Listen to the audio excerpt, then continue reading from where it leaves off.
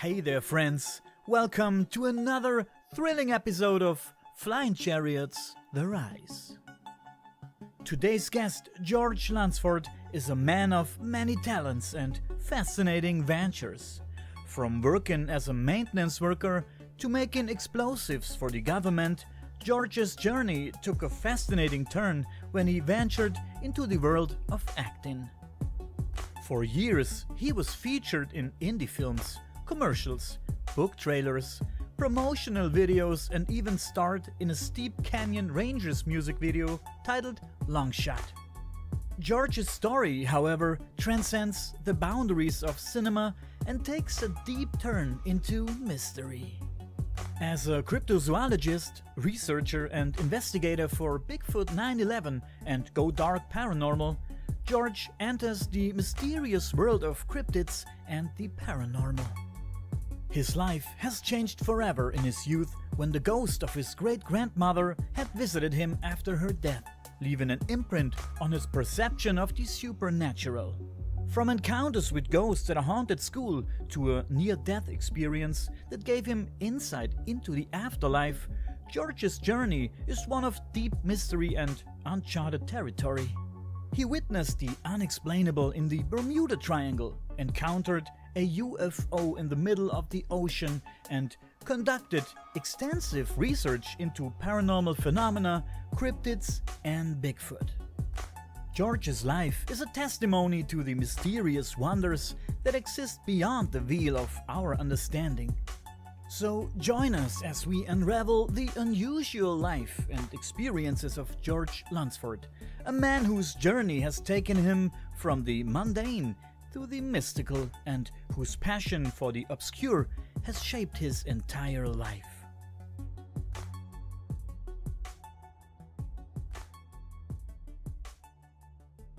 Okay, George, then thank you for being our guest tonight. In the introduction, we have heard your story, so let's jump right in.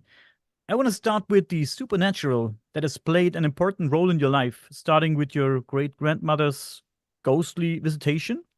Okay. Tell us what happened that day. Well, there's not a lot to tell. I was in my later teens and I was in the bed asleep, of course, late at night, early in the morning. And it was probably around, just guessing, probably around 2 or 3 o'clock at night, or in the morning, I guess you should say. And I woke up, something felt funny. So I woke up and I looked, and at the end of my bed, sitting on my bed, was my great grandmother. But she didn't look normal. She was almost translucent with a slight glow to her. Something unusual, and I thought I was dreaming. So I just went with it. You don't really think about that like when you're that asleep. And she basically told me that she was going home and that she wanted to tell me bye and that she loved me. And I told her I loved her back, and she was gone. But you could smell her perfume still in the air. And I thought, well, this is a dream, ain't no big deal. And I guess I drifted off back to sleep, and then I woke up the next morning and we found out that she had passed away. But when I walked back in my room later after I was told that, I could still smell her perfume. Oh, that's interesting. The spirit visitation from your great-grandmother involved a sensory element. So, smelling her scent in the room, did you experience something like this more often later? I mean, you're dealt with this topic? I dealt with spirits popping up on me after I went through my near death experience. It's like I peeked behind the veil and they all wanted to come out and say hello. And I mean, after that, I could be driving down the road and I could feel something and look over, and it'd be someone sitting beside me in my vehicle as I'm driving down the road, and they looked like they'd been in a car wreck or they were dead. And it never really scared me. It surprised me a little bit, but it never scared me. And they would tell me their story, and then they'd disappear. So, do you see yourself as some kind of medium, maybe? No, I'm just a crazy old country boy who had some weird experiences happen to him. I had one. I had to cross a bridge. There's a graveyard and a church, and then you cross the bridge over to my road. So I had to cross it when I was coming home. And as I would come across it, I always hear somebody, as an old black man, he'll laugh at me. If I looked down at him, he'd flip me off. And he just laughed like everything. And he kept doing that over and over again for a while. And I finally stopped the car one day and walked down to the grave. And, I went there and I introduced myself to the grave. And then after that, he didn't flip me off anymore. He just laughed at me. What But did it he was want? just, it was just like I had a little bit of peek behind the veil, Yeah. and they could still talk to me and answer me and everything else. But I never really, I know it was never like a medium. I mean, if it happened or if I seen it, it was no big deal. It was never scary. So you're into a lot, George. I I read that in your bio. You're into a lot. So can you tell us how all these experiences influenced you, and tell us how you subsequently moved into the field of cryptozoology and paranormal research? I'm kind of an odd duck. I'll be honest with you. If I decide I want to do something, I just do it. And I wanted to be an actor. I jumped into acting. I acted for 15 years and all kinds of different things. I got tired of doing that. Got tired of all the political crap. I said I'm going to be a writer. So I started writing some scripts, and then I started writing books, and it's just happened that way. In my books, because of the stuff that's always happened to me, I've always had this weird thing about me. I always liked horror. I've always liked science fiction and all this other stuff. And then with the ghost thing and all that, I just felt like it was natural to go into being a cryptozoologist and a paranormal investigator and a ufologist. So you told me you like science fiction, you like horror. Me too. I'm into science fiction also. I don't have time to read, but whenever I can, I try to read some Perry Roden. I love Perry Roden so much, man. And I like all these older science fiction stuff. I have cassettes here, like the old cassettes that you used to put in your Walkman. Oh yeah, And there's these old 70s and 60s and 80s science fiction spaceship so and so is in oh yeah. danger, stuff like that. What what draws you in when it comes to science fiction? How why do you like science fiction so much? I like the older science fiction better because they had better storylines and better character setup. The new ones don't quite have it like the old ones did. I mean, I read Arthur C. Clarke, I read Lynn Carter, I read uh, all the Orson Welles. I read all kinds of these different books from all these really great writers, C.S. Lewis and J.R.R. Tolkien and all these guys, and they're such amazing writers, especially like Arthur C. Clarke. He's more the science fiction than science fantasy by a long shot. Yeah. And it just pulled me in, knowing that there could be something else smarter than we are, which after you look at the world today, you'd figure that can't be too hard. Yeah, I'm with you. Gotcha. I like the old science fiction stuff. Like I said, Perry Roden, for example, because Yep. there was always these cool drawings when they showed a ship in the book and they put in every detail of the ship, Oh like yeah. hundreds of details. And that was so exciting to see and look at everything and read what it says and you were thinking, man, this could be real. This could be a real fucking spaceship. It's so Oh yeah. awesome. And how they described everything, and it drew me in, and I was there. I was right in the story. It was so cool. Um, but now the world turns faster, and Yep. everything has to be faster and faster to consume. Yep. Produce stuff that is fast to consume because everybody's busy, right? And Oh yeah. yeah, it Well, changed. the thing too about the older science fiction, I mean, when I was reading the old Conan series, Oh, I'm yeah. looking at the covers, and the covers are being done by Frazetta, one of the most incredible artists in the world. And he did, the John Carter series or John Carter of Mars series, or I should say Princess of Mars series. Yeah, he did those covers, and they're so demanding. They pull your eye and they make you look at the covers because he did like Death Dealer covers for Molly Hatchet and all these other ones, and they were just incredible artwork. And you don't get that kind of artwork anymore. Oh, that is true. I was born 1980, and I played with the C64, with the computer, with the C64, and with the Amiga and all these old computers. And I had this game. It was called, I think it was called Barbarian, and it was this Conan-like dude who chopped off the heads of his opponents. And I remember this crazy artwork on this hard box. And after a few years, I heard a podcast, and in the podcast they said they went into a fitness studio, and they grabbed the first big guy they found and said, "Do you want to be on the cover of this game?" And he said, "Yeah, I'm down." And I think they gave him a few bucks, and they had this model, this woman with them, and yeah, so that's how they created the picture Oh, for that's the cool. barbarian game. Interesting. Yeah, but you also in your bio, I could read that you also had experience in a haunted high school. Man, tell me more about that. My high school, it was fairly new when I went there.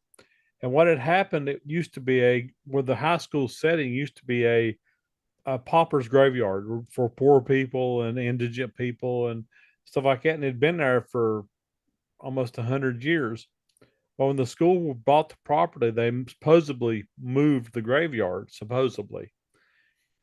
And when they went to put the band area in, they scooped up with the front end loader and they lifted up. There was body parts hanging from the front end loader. Ooh, So they had to go back in and they said, remove the bodies, what was left, because the other people didn't get them all. And they moved them to the new graveyard. Well, when I was going to school there was always weird things happening, like shadows crossing in your peripheral vision, or doors opening and closing for no reason, or noise of somebody walking down the hallway and there'd be nobody out there. And it was always something like that all the time. crazy. Um, any more memorable experiences or encounters occurred during the time? Well, I worked at a place. I made explosives for a little while for the government. And when you make explosives, they make them all in different buildings. So the whole plant is actually different buildings in different areas. And the place that was there, they dealt more with chemicals like liquids and stuff like that than we did. And one time when that old plant had it, there was two guys working late one night up in the phosphorus area. And when they get done, you're supposed to clean the vats out, the phosphorus vats out, and you can't use anything that will spark because once phosphorus catches on fire, it has to burn out. You can't put it out, and it burns really, really hot. Well, the two guys were working. I guess it was late and they were tired. And one guy was down in the pit, and one guy was getting ready to get in the pit. And he grabbed the wrong tool, and when he scraped it across to get the phosphorus up, it ignited the phosphorus and blew the one guy out of the building outside, covered in phosphorus. It was on fire. The other guy burned to death inside the pit. They said you could hear his screams as he died. And the other guy was on fire. He got up just, I guess, for adrenaline, and he was screaming and in major pain as the parts melted off his body. He started walking down the road. Well, when I came over there to the plant, it started, as a whole new plant. It was a different area. You could walk up there and see the footprints burned into the pavement. And once a year, every year, if you was working at night, which we didn't do a lot of, but every now and then we had to, you could hear the most, excuse my language, but god awful screaming of pain you've ever heard in your life. And you could look up where that was, you'd see a like a ball of fire moving down that road, and it would only move like where the guy walked within 10 spaces of the building. And it was set there for a minute, and all of a sudden it would blink out and disappear. And that'd be it for another year. Damn. Imagine burning to death like that. It's crazy, man. Oh yeah, because it's so intense and such a hot fire. I mean, you're talking hot enough to make your skin and your muscles melt off your bones. Yeah. And I think it's a fire that you can't kill, right? Right, right. You can. The only way you can put phosphorus out is to suffocate it, Yeah. and you have to watch even using sand on it because it'll fuse the sand and make glass. These guys burned and they knew that nobody can kill the fire. Right. Well, they wouldn't. They didn't last long enough to worry about it because nobody could even got to them in time. Damn. It was But pretty bad.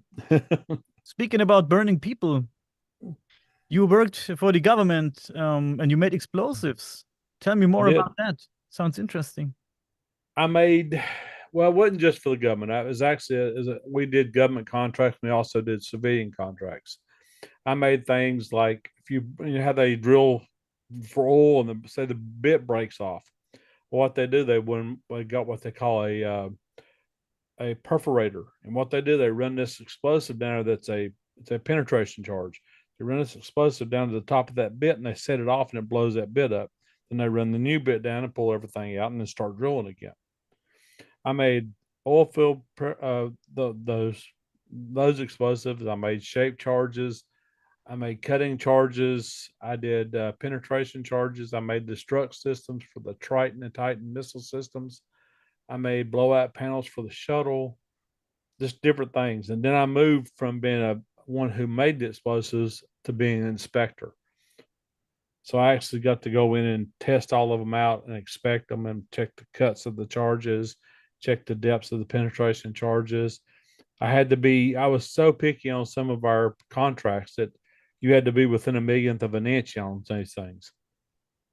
Interesting. It was fun. Yeah. Sounds I was interesting. the only non-college educated inspector, and I had the best pass. I had the best record of all of them. And you're still into that or not No, anymore? no, that only lasted a certain period of time. It was bought out by a place called Connecticut Arms, and they closed everything down and moved everything. Mhm. Now I'm a maintenance facility maintenance tech. I'm sorry. Yeah. I basically go into the places I work and I take care of any kind of issues in the building itself. I do the plumbing, I do electrical, I do HVAC, I do painting, I do carpentry, all of it. Mhm. Interesting. And you're also an author and an experiencer and researcher. And you do have your own podcast, if I heard that right. I do, yes, sir. Tell me more about it. Tell me everything about your podcast. Well, my podcast, I used to do my own podcast, a single person podcast, but I've got in with these other fellows named Robert Effler. He's my partner on the podcast, and we have our producer, which is he might as well be our partner too. He's right there equal with us. His name's Eric, and we do a podcast called NCIS, North Carolina Investigates Sasquatch. And right now, the only place you can find it is on Facebook, but we're going to be expanding out later on to YouTube and everything else when we get all the bugs worked out. But it's a fun little podcast. We talk a lot about Bigfoot, and we brought another guy in here recently. His name's Harley, and he's actually been out doing some field investigations for us. And he's found an area that is a very, very much a hot spot. He's had experiences out there, rocks thrown at him. He's had Bigfoot peeking from behind trees and watching him. Uh, he has recorded up to 15 different ones there, Interesting. and we just talk about a little bit of everything. And it's just like friends talking online, and we laugh, we cut up, we have a good time, and we invite. I invite you. I invite everybody to come and listen to us. We ain't serious, but what we tell you is the truth. Yeah. I don't know what I if I would be a good guest, but I could tell you some stories. I guess I also had a UFO sighting when I was just 16 years old, and I'm 43 now, and it was pretty intense and interesting. I told it a million times already, but Love to hear it. yeah, yeah, I can give you a short version of it since it's Okay. your platform today. It's not about me, but Oh no, we're friends. That's okay.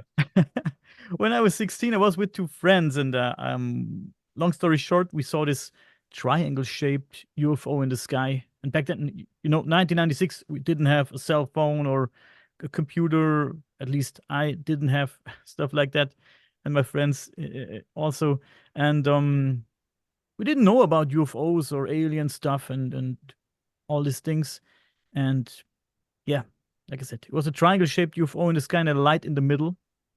I think today they would call it TR3B or something like that. Yeah. Um, yeah, triangle. It was dark. I don't know if it was black or blue or it was just silver. I couldn't tell because it was nighttime. It was at night. It was a very Right. clear night. And it stood there and didn't move at all. Didn't move an inch. And my buddy said, "Hey, look up. What's that? What's that?" And I said, "Where? Where?" Took me a second to see it. And then I found it and said, "Whoa, what's that? That's not a helicopter and that's not a plane. This is crazy, man." And back then we didn't know about drones. I don't think it was a drone. It had made no sound.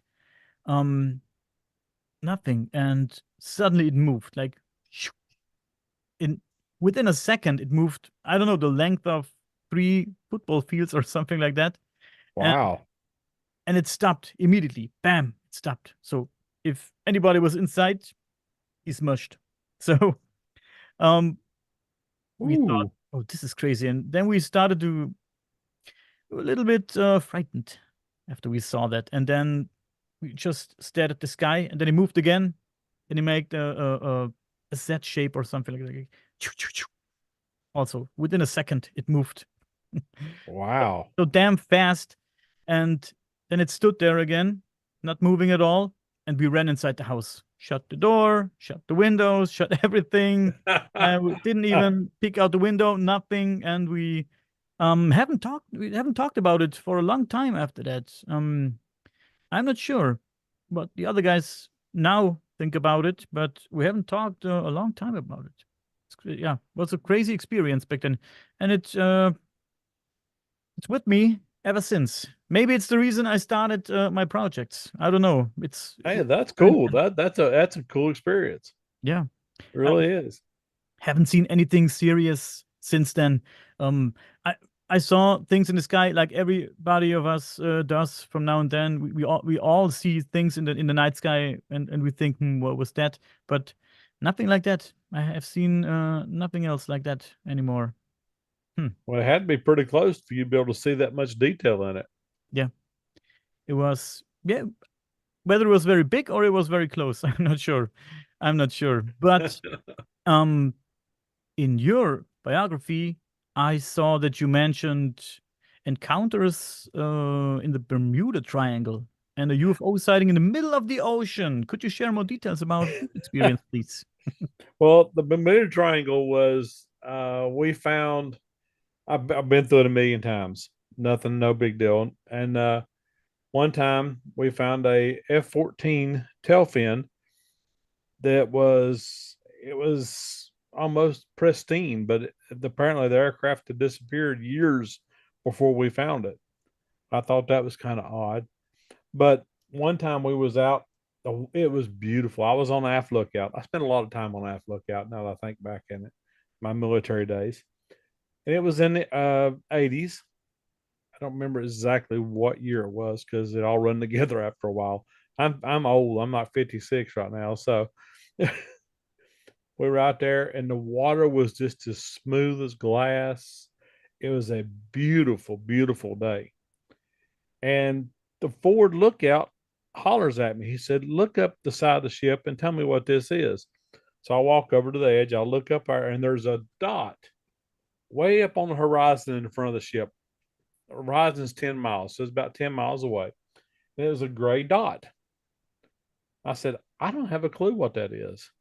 I said, just keep an eye on it. We'll see what it is when we get up there. And the closer we got, the bigger it got, more spread out. When we got within probably 5 miles of it, it was all the way to the horizon, all the way to the water. And as far as you could see on both sides of the ship, it was just a gray fog wall, which a fog in the ocean is nothing unusual. It's happens a lot. So you didn't really think anything about it. But as the ship went into the fog wall, our electronics went crazy and went out. It just stopped working. No matter what it was, it just stopped working. and the compasses was spinning just as fast as they could spin around. And we went into this fog. We had enough inertia going forward to where we just kept going. And as it come out the other side, everything come back on as if nothing had changed from when we first went into it. Everything, the compasses stopped spinning, all the electronics kicked back on, and as you're in the fog, your skin felt like it was being charged with electricity. The hair stood up, and it was just really strange feeling when you went through. We come out the other side, and the water was choppy. The sky was grayish, and I was back on the aft, so I looked behind the ship, and it was gone. There was no fog anymore. It had disappeared. Crazy. Um, I hear all this stuff about how the mystery of the Bermuda Triangle is solved and stuff like that. I'm not sure about it, man. I so many stories about it still. Who knows? But maybe I missed it. You've been there with the army or with the navy or Navy. I was in a Navy. oh yeah. Okay. That's interesting. So you weren't the only one experiencing. Oh no, everybody on the ship experienced what happened. And what did these people share their opinions on what it might be or We just figured it was some kind of magnetic anomaly, which I never could say it properly. Anomaly, yeah, something like yeah, magnetic anomaly, but yeah, I have my problems too. I'm German, man. Sometimes that. it's not I'm easy.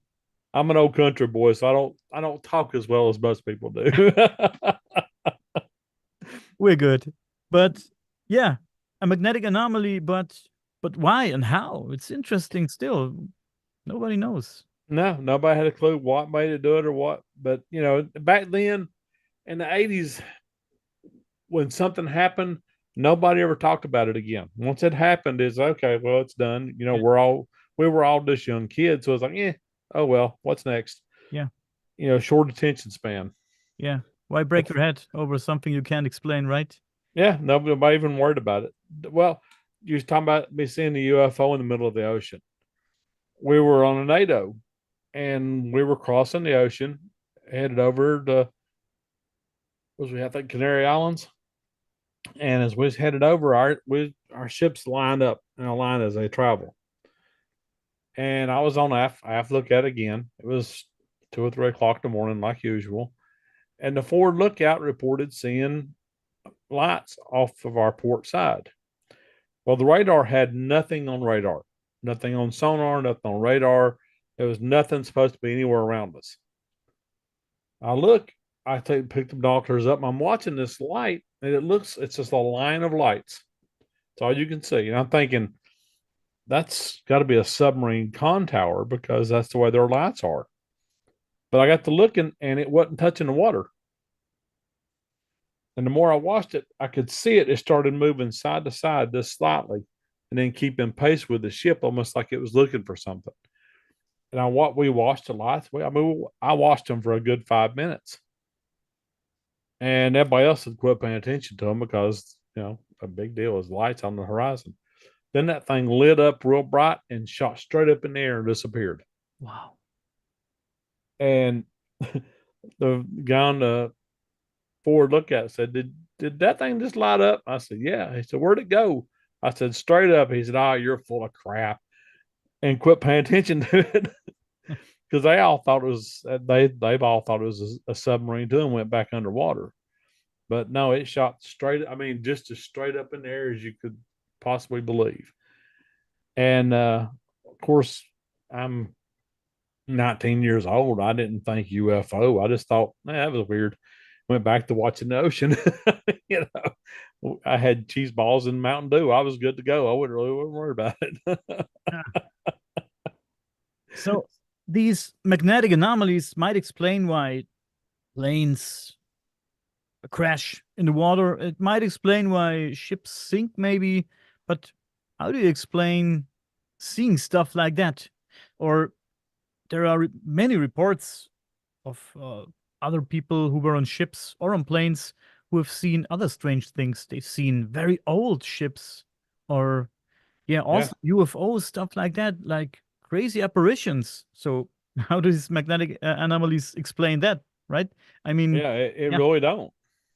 it really doesn't. Yeah. Um, do you have all these encounters and experiences? Did you put it in some of your books? Uh, Not really. I talked about it a little bit, maybe, but most of my stuff in my books, my first book was called Legends, Myths. Well, not my first one, but my first big book from this new publisher. It's called Legends, Myths, Monsters, and Ghosts, the USA edition. And what I did is I just took stories that would be handed down from older people to younger people, and I passed them on. Like here, we've got a story. It's called Helen's Bridge, and on Helen's Bridge, what supposedly happened, and there is written documentation that kind of concurs with a lot of it. But there was a big house up here where the rich people lived, and they had given a lady named Helen and her daughter a smaller house down across this little bridge for her to live in because her husband had died in a war. This was in the 1800s, late 1800s. And so she was living there and she'd do housework for the big house and then go back to her home.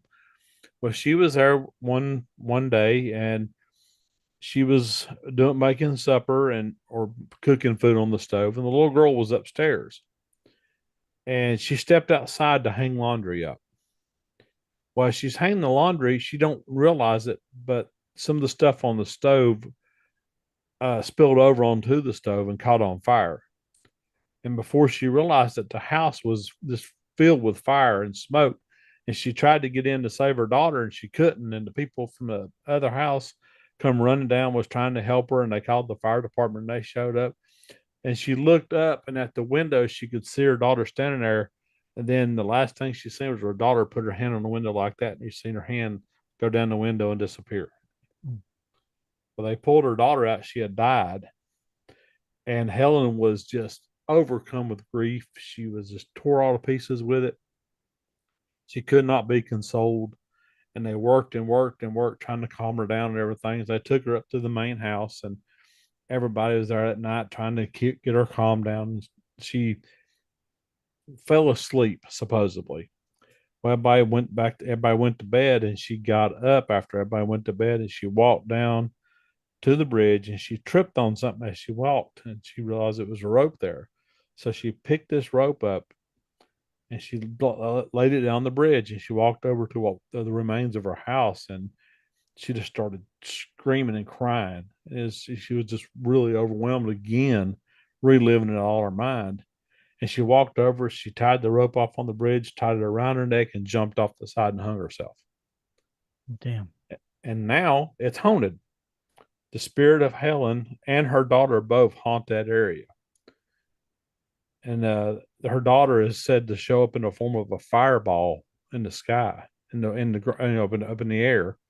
There's orbs up there. There's a full body apparition sightings up there. Everything. That's the kind of stuff I pass down in my book. It's got everything from UFOs in it. It's got ghosts in it. It's got cryptid creatures like Bigfoot and Mothman and the Jersey Devil, and all these different stories are in that book. It's 590 pages of this, all these stories from all over the United States, and five of the Indian 590 tribes. pages. 590 pages. Yes, sir. Oh, yeah. You could kill a deer with that. Damn. So And my other book is called Legends. Monsters of the World.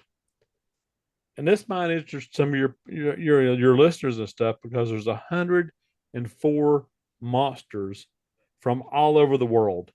oh, And there's 26 people sent me encounters with some monsters. also from Germany? There's some from Germany, there's England, there's you name it. There's stories in there from all over the place. And I'm curious, what about Germany? Can you give me Well, some Germany's pretty famous for having werewolves. werewolves? Yeah, interesting. Yeah, we I do. mean the German people when they come here, they come here back in the early 1900s. They brought stories of werewolves and stuff with them. And we have the werewolf. You have the dogman over there. Yep. Think it's the same? Uh, no, because of the background. The background for each creature is different, and the dog man actually goes all the way back to the early years of Earth. There was actually stories from early explorers who found an entire tribes of dogmen in India. What? Yeah, they found these tribes of these dogmen, and they communicated with barks and yeps, and they hunted and killed animals and ate them, and it was just like human dogs. When you say a tribe of dogmen, uh, can I picture these guys like I pictured a werewolf, or was it like hairy men? Well, they had the resemblance of a dog with human hands, but it's like a werewolf, yeah. But the only difference is a werewolf. The stories of the werewolf are they're able to they're cursed humans, and a Yes. werewolf changes from a human to a werewolf, from a werewolf to a human. Well, dogmen don't. Dogmen's an actually species. They stay the same all the time.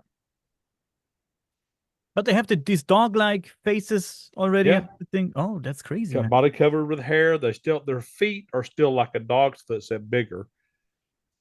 I've seen tracks from dogmen that are as big as 8 to 10 inches long, Yeah.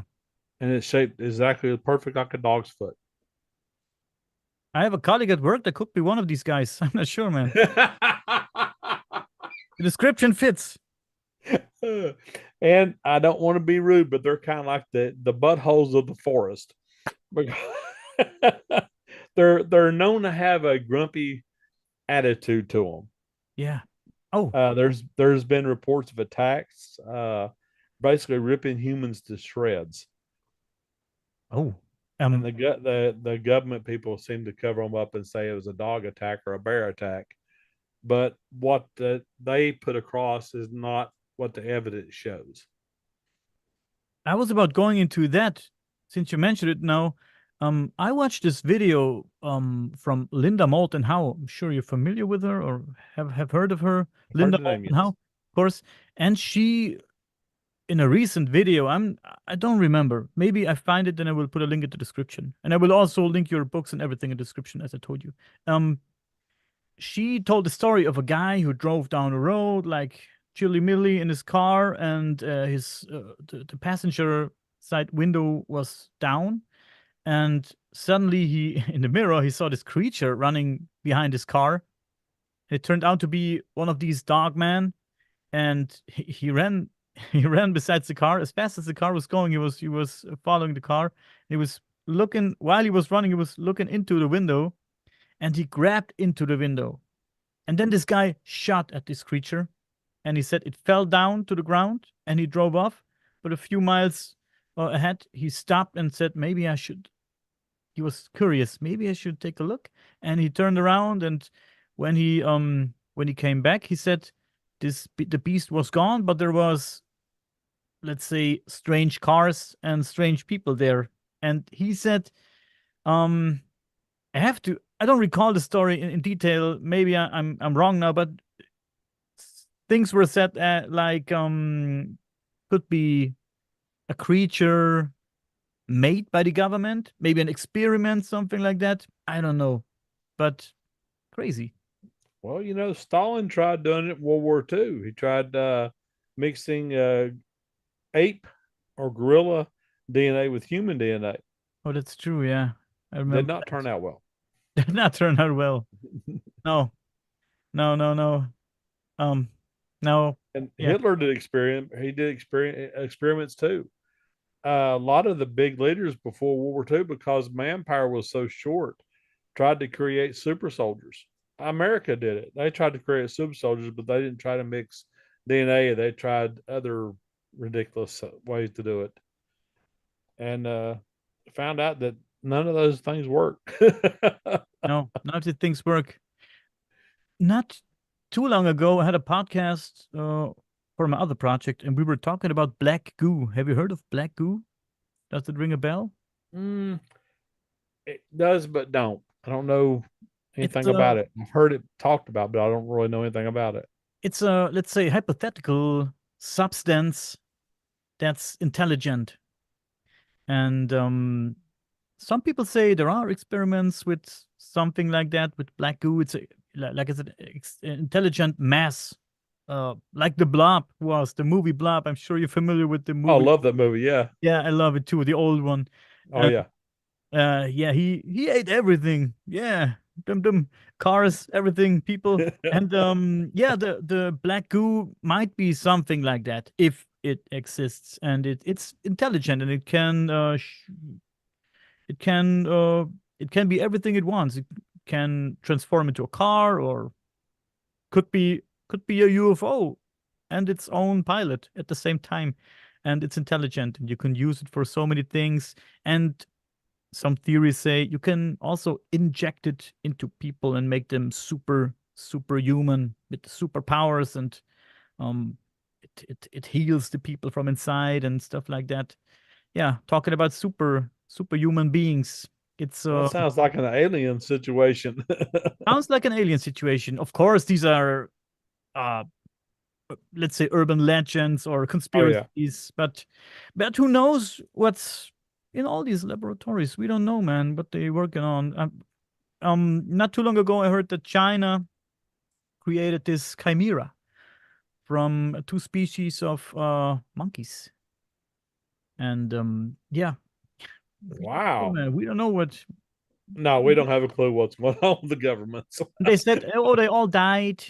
Only one was born alive, and it lived only for a few days. But if they give you that, you don't know what still exists that they don't tell you. Maybe we have Well, a, I don't know, flying gorilla already somewhere in the cage. well, you got scientists right now that were getting ready to start bringing back, uh, like the Tasmanian tiger. They're going to bring back the mammoths. They've already started the DNA workup on these. They've already started the process of cloning these creatures to produce them I and love put them that. back in habitation. I love that. I'm not sure if a species um goes extinct. Maybe there's a reason for it, but sometimes the reason is humans. And Well, so that's what they said. They said that they interviewed the guy and they said, "Why do you want to do this? This is not natural." He said, "Look, humans caused the destruction of the Tasmanian tiger, so we're just trying to set things right. We're trying to balance out what nature, couldn't do. We're trying to do it." And they said that the woolly mammoth, if they bring it back, that it could actually adapt to areas that a regular elephant couldn't adapt to, and it would actually bring back those ecosystems back into balance. Now, I don't know about all that. I've seen some videos that you got to know nature's going to make up its own anyway. I watched this video. It was the most amazing video I've ever seen, and it was about bears in this up in way up in Russia, and it was a real cold area. It was a small little mining town. There wasn't but like I think 100 people there, and these bear. It was so wild. It showed the bear that was on a security camera that had been set up, and this one bear come in on its belly, and it slid in the snow above the town, and it was watching the town people, watching what they were doing, and when everybody got off the street, this bear slid back down this little hill, and all of a sudden, here he come running down this little road that feeds into the town, and there was like 15 other bear with him, and it showed from the security camera because you could see the whole town from the security camera. The bears ripped down the doors and killed everyone in that town. whoa. Didn't eat them; they just killed everybody. Then the bears left. I didn't expect that when you when the story started. I already thought it meant what sneaky little bastard stealing cake or Yeah, something like that. But it was it was weird. you no, know? so it was a bear gang actually. It's like they were packing like wolves. Yeah, but why? did they kill everybody? So you said these guys already went home and were inside their houses, so they Yeah, and tear down the doors and fucked everyone up. But what the fuck? yeah, it was the strangest video I've ever seen, but it was all from a security camera. I don't know, And man. I've never been able to find the video again. I don't know if they took it down and got rid of it or what, but I've looked everywhere for that and I can't find it again. But it was the strangest video I've ever seen in my life. Maybe it was not natural. Maybe there was some kind of remote control or something like that. You don't know. It may have been some kind of government experience or something. I don't know. It was just I've never seen bears spy on people and then go back and come back in a pack and attack. We laugh about it, but I'm sure that maybe not that, but strange things are in the making, man. And I'm really sure that they experiment on some really crazy stuff. Oh, I wouldn't be surprised. I wouldn't be surprised too. You worked for the Navy. So when did you work for the Navy? I was in the Navy from 1985 to 1989. 85 to 89. So pretty long time. Um, have you heard while you're on duty for these all these years, have you heard rumors? I mean, about UFOs, alien bodies, military bases with stuff like that. I mean, have you heard something that did people talk about that or No, back then nobody really give it a second thought. Nobody would talk about it, and and if you talked about anything like UFOs or anything back then, people made fun of you, and they all thought you should be wearing a tinfoil hat and living in a padded room. oh, surprise, they still do. Yeah, well, not quite as bad anymore since it's become more mainstream now. Yeah. But yeah, back then it was nobody talked about it, nobody mentioned it. It's like ghosts and cryptid creatures. You didn't talk about none of that stuff back then. You hadn't been able to talk about any of that stuff till about around the 2000s, early 2000s. Then it was like, oh, okay, yeah, UFO, yeah, no big deal, or ghost or monsters. It wasn't really thought of it bad because mainstream TV started putting on more shows about it, more movies about it, and everything else, and it's a lot more accepted now than it's ever been in history, Yeah. at least as far as I know. So you didn't have the new guy on board who said, "Oh, my uncle used to work for Area 51 actually, and he saw this crazy shit there." No. That was, Nah, nobody talked about anything like that. Usually, is where we're going to get a beer. yeah. Yeah. We were in the Navy, young. We liked alcohol. So not too a few minutes ago you mentioned orbs, and I find orbs pretty interesting. I don't let's clear the area. I'm very skeptic when it comes to all this stuff, but I believe everything is possible, right? And orbs, I hear orbs um at the same time when people talk about, for example, Bigfoot. They see a Bigfoot and they see orbs, and they see a UFO and they see orbs and the Bigfoot. And sometimes people talk about blue, red, and yellow orbs. I don't know what these colors might mean. Maybe you know about it or have an idea. But some people see an orb and suddenly there's a Bigfoot and there's Bigfoot traces, and suddenly Yeah, these Bigfoot traces stop, and then they see the orb again. So have you heard stories about orbs and Bigfoots and UFOs at the same time? I have. I personally know this is just my thoughts, but from my experience and what I've researched and this, I don't think there's any correlation between the orbs, the UFOs, and the Bigfoot. I personally don't think there is. Oh, Now there might be no, there is no such thing as an expert on UFOs, ghosts, or cryptid creatures.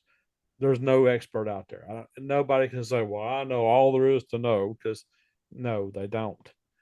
Uh, Orbs usually are representative of dead spirits or spirits moving around and checking things out.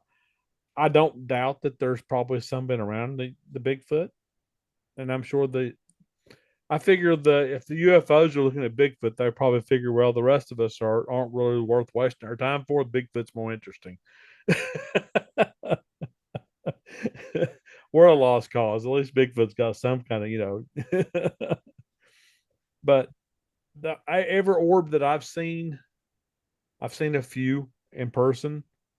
Uh, Usually, when you get around the orb or something, you can feel an electrical charge in the air. You can smell electrical charge. You can Oh, smell really?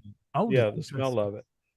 And they move they move real casual. Everyone I've ever seen, there's not been any of the orbs that shot across the where they just kind of wander through and stop and move over here and they'll stop over here. And but I've never had an issue with any of the orbs I've seen in person.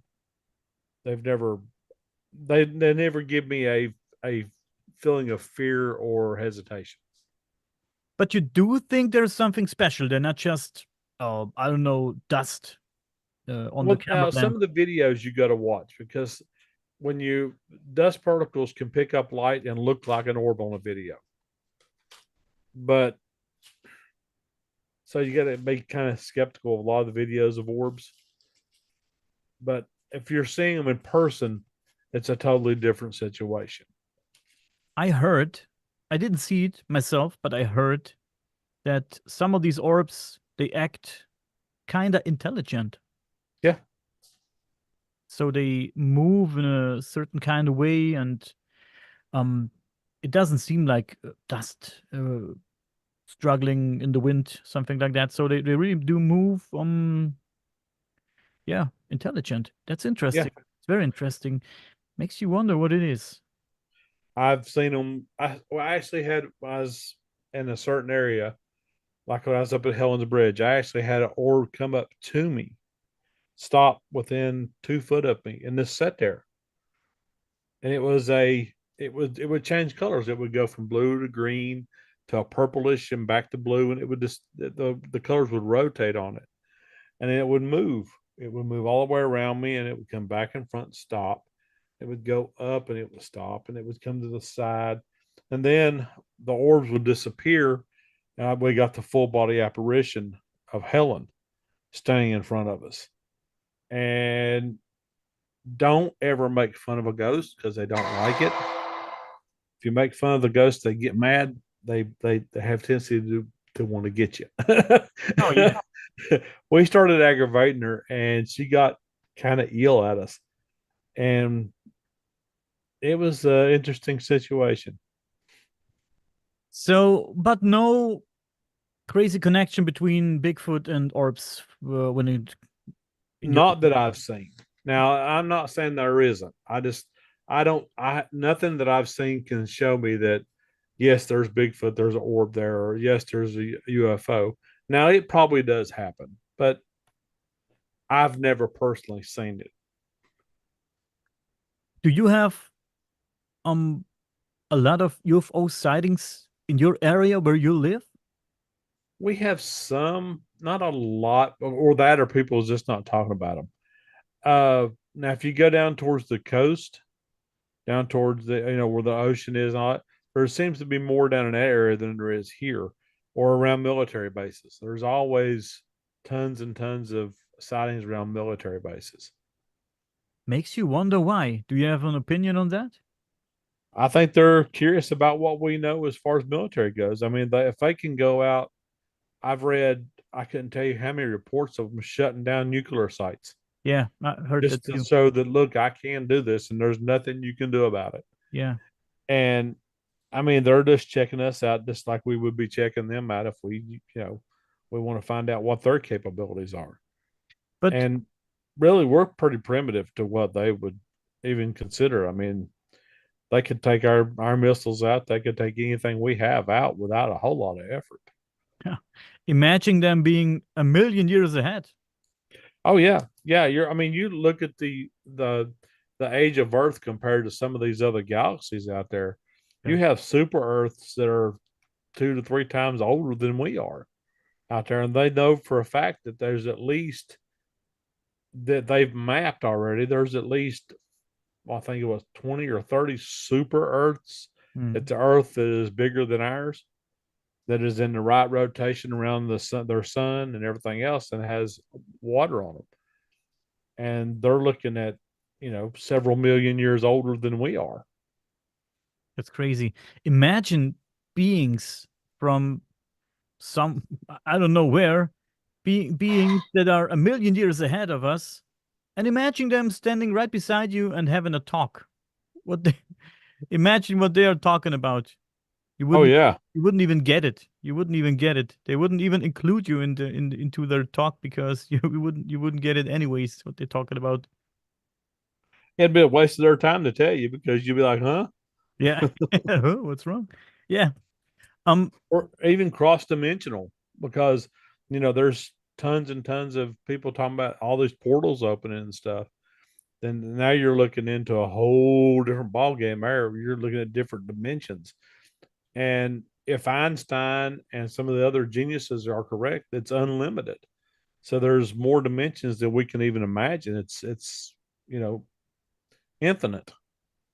I I do love talking about portals here on Earth, and I know a guy here from Germany. He's a book publisher, and he's researching on portals and portal places.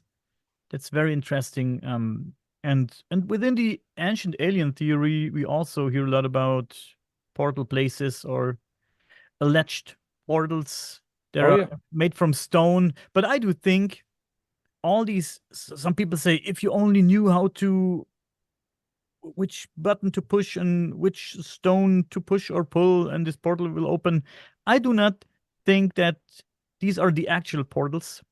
I think those are just the places these people built, but the place is the portal, or I can believe that. at least these places, these spots, were the spots where these portals were opened, where they appeared and disappeared, and people just made these things out of stone and carved stuff into stone to honor it, or I don't know how to put it in words, but I don't think these rock formations and all these things they cut and into rock and carved into rock are not the actual portals. But the spot And is, markers.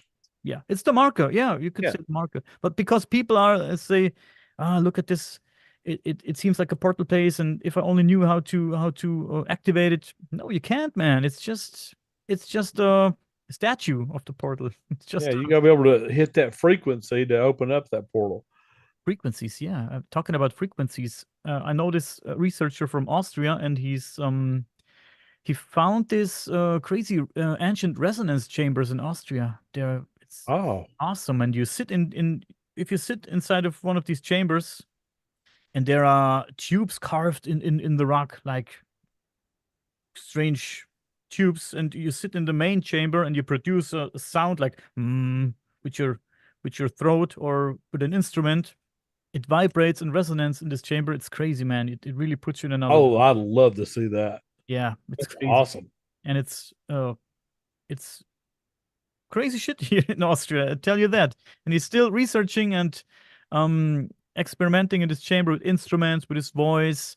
And we find that too in some pyramids. We find that in graves, grave mounds in England. I read about that too. Maybe I put some links in the description. It was very interesting to learn about that, about how important frequencies seems to be. Oh yeah, yeah. Frequencies are. I mean, humans only see and hear in a very small part of the frequency waves. I mean, we only get like this much, and there's this much. I mean, we're real restricted when it comes to that. Where animals can see and hear in different frequency other than what we do. They have better eyesight where they can go farther into a different area, like night shine, where they can see better at night than what they can during the day. And it's all out in nature. We just got to figure it out. And it's all out to our forest to figure out. That's the whole thing about it. Yeah. It's interesting how people think that maybe ancient people moved rocks and stones with frequencies. All I the can believe it. pyramids, maybe these crazy big blocks. And how did they? I learned in school. I have a book from school behind me in the book shelter, and it shows these crazy things they built from logs when they push these big with ropes. They pull these big stones, Oh yeah. the pyramids, and this is what I learned in school. And I said, okay, that looks seems legit. Seems legit. Back then, I was thinking, okay, that looks good. When I was a child, of course, I believed it. Of course, that's what I learned in Yeah. school, and the school would never lie to me. Or and now I know they didn't know better back then too. So and now I'm here, 43, and I'm thinking, what the fuck? They never ever pulled these fucking big rocks with locks and ropes. No, no, No, I mean you're looking at tons and what there's a million tons or something like that. Some of the base rocks are for the pyramid. You can't get enough people to pull that. no. I mean, you could pull it maybe a few meters or a few hundred yards. I don't know. You could do it on a even surface, maybe. Yeah. I'm sure about that, but no, not you couldn't build a pyramid by that. No, I'm not down with the theory. Um, I'm with you on that. I'm with you definitely. let's come back for a few minutes to the Bigfoot topic. What do you think Bigfoots are? Do you think they are apes, bears, or do you think there's some beings from somewhere else? My personal belief, I believe they're a split off from the giants. You know, you had giants back in the old days. It's mentioned in every religious text. There's talk of giants, and we know that there's giant. Hell, there's giants these days. Any human being over 7 foot tall is considered giant. We have NBA players that are over 7 foot tall. So, you know, but I believe they're an ancient group of giants, and in my book, I talk about where when the Indians crossed over from Asia across the land bridge into America, they actually come into contact with what they described as wide eyed giants and that were cannibals. And what happened is they come over in mass and they took the land away from the giants and either killed them or run them off. And my belief is that these giants moved into these giant cave systems like the Mammoth Cave systems and all that. And that's where they lived until there was no longer room for them there and they had to spread out all over the place. And most of the creatures that are Bigfoot like the Yeti or the Yowie or I can't remember what the one in China is called. The Yeren. Yeren. They're all they all come about at the end of another culture's demise. Oh, So I believe what they're actually ancient people in those areas that have developed into, instead of going modern human, they kind of reverted more to a more primitive state. But they're intelligent. That's why you don't find a lot of their bones or anything like that, and you're not going to because they're living deep into the woods, and either they're burying their dead, which would be a tradition back in those early years, or the soil is acidic as soil is, and the rain is just melting everything away. Bear bones do that. Wildcat bones do that. If you leave them out in the woods, they just the soil and everything eats them, along with the bugs and the pests and all that come in. There won't be nothing left, not even bones. the bones disappear? Yeah, they'll decay and they'll rot and they'll just disappear after a while, even if you don't bury them. Most times, if you bury something, it lasts longer than if you leave it on the surface. Because if you leave it on the surface, you have to deal with the insects and the parasites and the weather and all that stuff. I'm not familiar with this kind of stuff. So you're telling me a fact right there. These bones disappear. Yeah, scientifically, anything left in the woods, because the soil is so acidic, because all the minerals and all that stuff that's in the soil, especially when the deep woods, like when you're up in, say, the mountains here in North Carolina. We have the oldest mountain system in the United States. It's called the Appalachians. With the acid from the trees and the tree saps and everything else, bones don't last a long time on the surface anywhere. I mean, I've seen bare bones, the decayed bare bones that wouldn't hurt anything left. And it's just everybody's all worried about finding this stuff, and you're not going to find unless you find something fairly recently dead. And if they bury their dead, like would have been their tradition to do, you're not going to find it anyway. How quick are we talking about? Do these bones disappear? But It depends on the area. You have to look at everything from humidity to the soil to the trees around. Even the trees around can cause different decay rates of bones and skin. let's say under best conditions, a year, Best conditions are probably a year. a year. So if there's some kind of Bigfoot out there, I think, and that goes for most of the cryptids, that's my opinion, there must be a lot. So you should find some bones, I think, now and then. Well, you figure like here and around where I live at, and there's two of our natural national parks we have right here close to me. Now we have more than two, but just two of them, there's over 1 million acres. Okay, that's big. So if these creatures are staying back away from people, and I mean, you're talking areas where nobody goes, nobody even hunts them because they're so far back in the woods. You're never going to find anything if you're not there.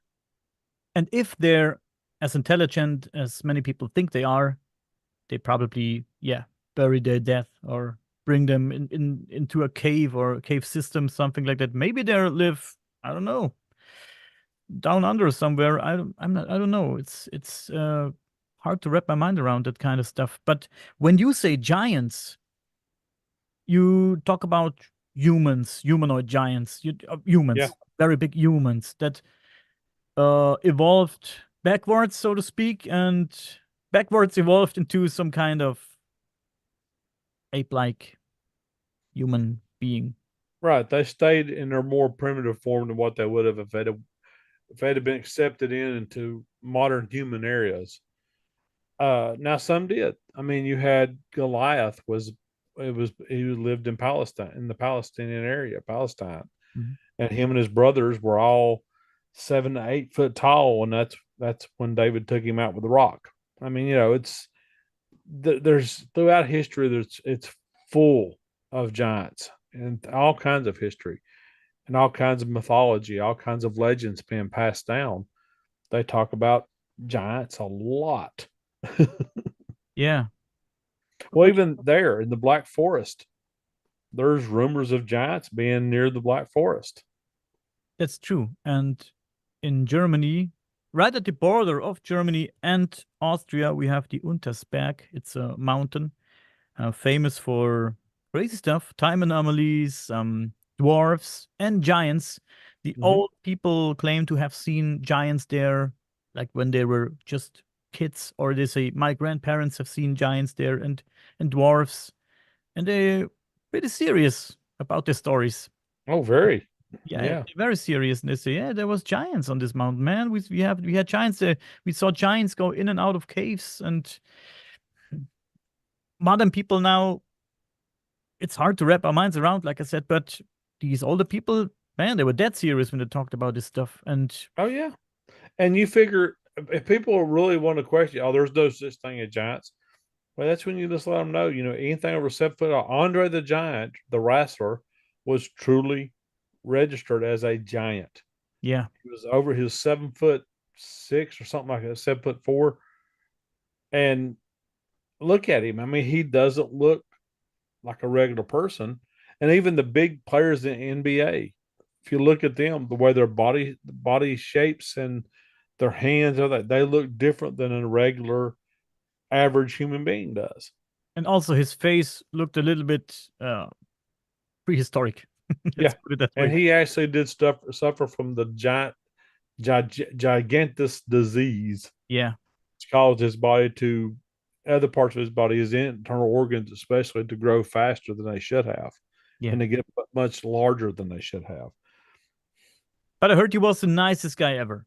Yeah, everything I've heard about him has been fantastic. I would love to have met him. I've met a lot of famous people, a lot of actors and wrestlers and all this other stuff, but he is one person I never got to meet. I would love to have met. Yeah, I'm sure he was a great guy. So that's interesting. Very interesting. All the stuff you're dealing with, man. Let's get into another story before we come to an end. I read that you, in your 20s, you had a near-death experience, and I think you talked about it when we started, um, with pneumonia, and Yeah. it's a powerful part of your life story. And Yes. how did your encounter with with the angel of death and the spirit in the hospital room that I read about influence your beliefs and, yeah, pursuits in the paranormal? And how did it shape the outlook on It life for you? basically made me understand that there's a lot more than what we believe there is. Just because you don't see it doesn't mean it doesn't exist. And my biggest argument for that with anybody that says, "Oh, there's no such thing as ghosts," there's no. I've never seen a ghost. I've never seen a cryptic creature. Look at you. Just simply got to look at them and go, "Have you ever laid your eyes on $1 billion?" Hmm. And they'll say no. I said, "Do you tell me that $1 billion don't exist because you haven't seen it?" I mean, you know, people just live in their own little world. On the near death thing, uh, it was really an interesting situation. I was in the hospital because I didn't want to go to the doctor. I hate going to the doctors. And I got to a point to where I couldn't fight it anymore. I was lethargic. I was had over 104 fever for a day or so. I couldn't even pick my arms up at one point. And I was carried out, put in a car, took the emergency room. Emergency room went crazy. They throwed me in real quick, trying to cool me down, pumping fluids into me and everything else. And that night I was laying in the room. They finally got me down enough to where I was back in my room. And I was laying there, and all of a sudden I woke up, and was standing there, and there's a woman beside my bed. And I just kind of looked at her and said, "Hello." And she said, "It's okay. You just need to just relax. Everything's going to be good." And I sat up in the bed and I jumped down. I looked, and the clock was stopped. The second hand wasn't moving or nothing. It was just sitting there. I looked back, and my body was still in the bed. And she says, "It's okay. Don't get excited." And it was the most relaxed, calm feeling I've ever had in my entire life. It's probably one of the best feelings I've ever had because there was no anxiety, there was no worry, no nothing. And all of a sudden, people started walking through the walls of my room, coming into my room. I look in the corner, and there was a shadow there. It looked like an angel. You could see the outline of the wings, you could see the body, but the eyes were the most incredible thing I've ever seen. He had the bluest eyes I've ever seen. And there was nothing scary about it. It was just when you look at his eyes, you were just everything's good, you know. And I was talking to all the people that had come in my room through the walls, and he raised his hand up. This little bitty pin of light formed, and he put his hand down and went pop, and the whole wall was a light, just a bright, bright light. And all these people started walking, going into the light, telling me bye and, talking to me as I left. And I thought, well, I guess it's my turn. So I started to the light, and the woman grabbed me. She said, "No, darling, it's not your time. You lay back down." And I would listen to her. Whatever she told me, I would just do whatever she said. So I got up on my, I sat down, I laid down, and right before she went through, she stopped and she waved at me. So I sat up and I waved at her, and all of a sudden it was gone. The light was gone, the angel was gone. So I laid back down, and people come bursting into my room, and people were all excited. And I looked at them, I said, "What's wrong?" And they all stopped. Hmm. And the nurse looked at me. She said, are you all right?" And I said, "I'm fine. What can I do for you?" And everybody left. And she's telling me that the alarms were going off because my heart stopped beating. And it took about 3 minutes for all this stuff to happen. Well, there was no time when I was in that state. You couldn't tell a minute from a day because everything was just, it was so surreal that you really couldn't even understand what was happening. And I looked at her and I said, and I told her the woman's name, and her face got just as white and all the color just left her face. And I said, "Tell me about her." And he said, "She said she died in this room before you got here." Oh, And then I started naming all these other people and telling about all these other people that had come in there, and every one of those people had died in that hospital. yeah. You said there was no time, no sense of time. It's interesting. Could be just a few seconds. Yeah, I Or mean, could, it was really cool because, like I said, the feeling that you had was just this calm, relaxed, probably the most relaxed you've ever been with your eyes open, because and there was no anxiety. Even looking at the angel, I wasn't scared, I wasn't anxious, but his eyes were just, he had those, I'll never forget the eyes. I Every time I close my eyes, I still see a glimpse of him in my eyes every time I close them. hmm, And it was not a bad experience. Now, being sick was a bad experience. yeah, gotcha. Um, they say sleep is the cousin of death. You know that. And when you sleep and when you have a nice dream, sometimes there's also no sense of time. You you look at your clock and it's I don't know, 8 a.m. or something like that, and you fall asleep and you dream the whole Lord of the Rings trilogy, and when you wake up, it's 3 minutes past. Yeah, It's crazy sometimes yeah, what can happen in a dream. I don't know where are you at when you dream? That's crazy, right? Where yeah, are you when you dream? You like I said, you can dream 6 movies in 3 minutes, and this is so crazy. Where I'm at when I'm dreaming. yeah. Well, there's a theory about that. There's a theory out there that says that when you're dreaming, you're actually seeing yourself in a different dimension. You're seeing the Yeah. person that is you in the other dimension. You're seeing stuff through their eyes. And that's interesting. They say some say that dreams, well, not every dream. We have dreams where we when we had a stressful day, we dream different Yeah, from the dreams we have when we are in a very relaxed sleep and state of mind. Um, some people say it could be a glimpse behind the curtain of reality, maybe into another dimension or a alternative reality.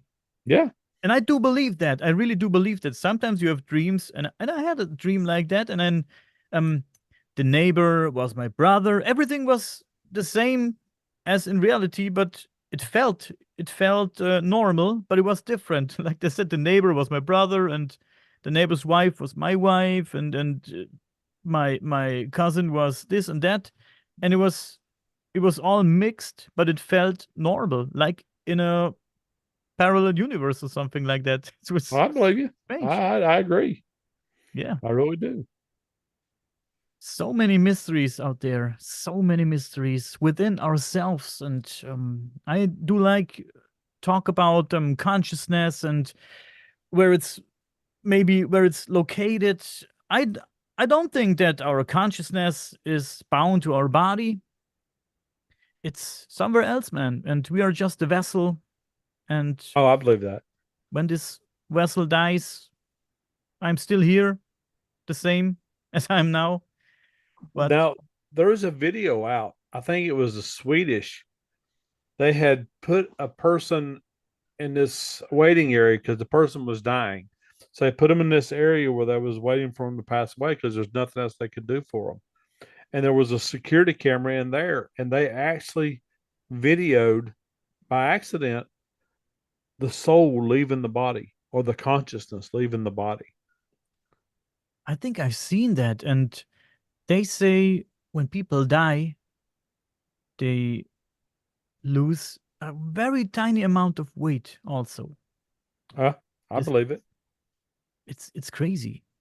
The soul and the con do you think soul and consciousness means the same or is the same? I think we're so limited in our understanding that for humans it is, yes. But I don't think in the greater picture that they're the same.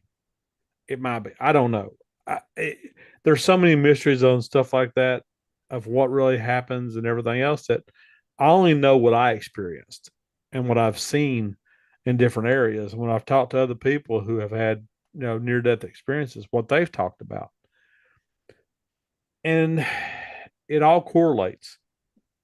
So I don't know. I don't know.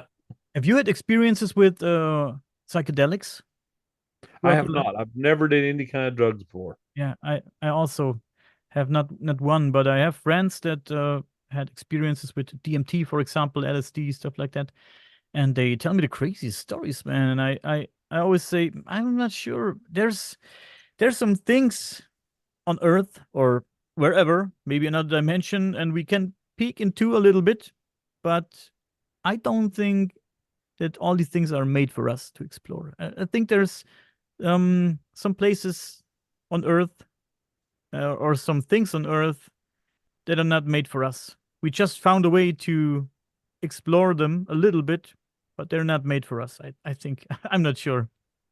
I think they might be for us later on when we get more intelligent and less, for lack of a better word, selfish. We're going to have to develop into a creature that is more in tune with what's around us than we are in tune with what can I get? What can I get for myself? What can I get for my family? And I know that sounds kind of hippyish, which is not me by any means, but I think there's a lot more to us because we were what the way we were created and everything, that we've only experienced this much in a huge world, Yes. that we're eventually going to be like we're able to do more things now than our fathers were, and our grandfathers were, and our great grandfathers were, and everything else. And then we're going to keep getting into that area to where we'll be much more advanced intelligently, and hopefully some of this craziness will go away. Oh yeah. Oh yeah. You're absolutely right. Actually, I do think that ancient people that lived very long ago knew a lot more about all this stuff than we do now. We also I think evolved you're right. backwards somehow. Oh, I agree. I think what hurt us, but also helped us, was the industrial age. I think before that, we were Absolutely. much more in tune with what was around us. That's why if you look at a lot of these ancient carvings and ancient writings, they talked about things that people nowadays go, "Wow, there's no such thing." There's depictions of on the walls of people riding dinosaurs, and we're thinking, no, that's impossible. The dinosaurs were gone before that. We don't know that. We don't have a clue when they got there. We're guessing. We're doing carbon dating, which is not the most accurate way to determine something. They've already proven that. Yeah. I also saw an article long ago where they presented some kind of vessel and it was some carvings or paintings on it. I'm not sure. And it was very, very old. And you could see dinosaurs together with people on this vessel. Mhm. And I was sitting there and like, what the fuck is that? Um, we, I mean, how long do we know about dinosaurs? 100 years plus? I'm not sure now exactly, but not too long. And Well, even the word dinosaur is new. The word dinosaur yeah, didn't even come around until like the 1920s. that's true. And there's a story about this couple, and they were, let's call it researchers, uh, long ago. Uh, 1890, I don't know, something like that. I'm not too sure about it. And they found dinosaur bones, and they brought parts of it back home into the house, and they were believers in God and the Bible, and they were very into God. And then at home they were sitting there thinking about what they just have found, and they thought, no, we can't do that. And they brought this shit back and put it back in the hole where they found it, put dirt on it, and yeah, Oh wow. forgot about it. So they said, no, it doesn't correlate with our belief system. So we have to bring it back. It's we can't do that. Yeah. Humans. That's human. Well, that's why the aliens, when they drive by Earth, they roll their windows up. Yeah. Oh no, bye bye. I think they just come here now and then, have a look, and then they I mean, if they're here, like Eric Van Daniken, I had the chance to talk to Eric Van Daniken. I think last year I had him for an interview, half an hour, Oh and wow. Yeah, he's into the ancient alien theory, and I talked to him, and I if if he's right, and aliens are visiting us for maybe millions of years or even longer, who knows? Yeah. I think everything is possible. Oh yeah. But if so, they're also watching us for all this time, and they know us. They know us very well, and this is where some things are sounding strange to me. You said they're UFOs, and I know that for a fact many people say that UFOs are often seen at military bases or over military bases, and they do this and they do that. And I sometimes and I ask people, what do you think? Why? And people say, yeah, they want to observe and they want to see what we're doing and stuff like that. And I say, yeah, I get that. But if they're here for millions of years, they know everything about us. They know our technique, and they have technology to observe us from wherever they are. I think if they are over military bases or wherever, they're not here to observe us and to check out what we're doing. They're here to mock us and say, hey, look That could be very true. here You we could be are. right. And then, choo, yeah, Nanner, nanner, nanner. take a blurry picture of me, fucker. Yeah, something like that. So we don't have, there's nowadays with the AI and everything, I I trust no picture anymore. I don't trust a picture anymore. Oh no, me either. Videos. Me either. No, no videos, nothing. But a few years back, we didn't have one good UFO picture. So there was a few maybe where you could say, maybe. And then we had these Billy Meyer pictures. I do not believe this Billy Meyer stuff. I believe it's an interesting story, and his spiritual message might be a good one, a positive one, but I do not believe in the UFO stuff. Yeah, but besides that, do we have a few good? Do you know about good pictures where you say, okay, these pictures are very good. I think these could be the real deal. I've seen some. I've seen some very, very good ones that where you look at it and you go, that could be nothing else. Mhm. And I mean, these are older pictures. These are back with 35 millimeter cameras before it was so easy to fake them like it is now. But the ones that I've seen, you only had a second or two to even get a picture anyway, except for the one that was in the ocean, and it was so far away you couldn't have got a picture to begin with. Yeah. Now, one we seen in coming back from Chicago at 30,000 feet, he was there 1 second and he was gone the next. And really, that thing shouldn't have been flying. It was a giant cigar, silver looking cigar. It had no propulsion, it had no wings, it had no tail fins, it had just a big metal, shiny tube that looked like a cigar. It was come down on an angle on both sides, and it was there, and then it went poof, and it was gone. And it makes you wonder why anybody would pick that shape for I for mean, traveling or yeah, exploring. I can see why it'd be aerodynamic, but there's no propulsion. There's nowhere on it thing that it looked like propulsion, but it disappeared so fast and at such amazing speed. It couldn't have been anything else. Yeah. And at 30,000 feet, there's not a lot up there. I mean, Sometimes I wonder when I look at old UFO pictures and sometimes drawings when people give their stories, how the shapes of these UFOs sometimes or always fit in the zeitgeist or uh, how can you put it in words? The 70s UFOs, they look like 70s UFOs, and the 80s UFOs, they look like 80s UFOs. You know what I mean? The shape of the yeah, UFOs always fit the zeitgeist of the time of of this. a saucer plate. Yeah, it That's was a what they look like. saucer, and now we have, what do we have now? We have a lot of triangles right now, and we have balls of light, and back then it was like the saucers, like you said, or at one point it was boomerangs and Oh yeah, yeah. the tubes. It's crazy how it's Have you seen the ones about the flying cubes? cubes. Cubes.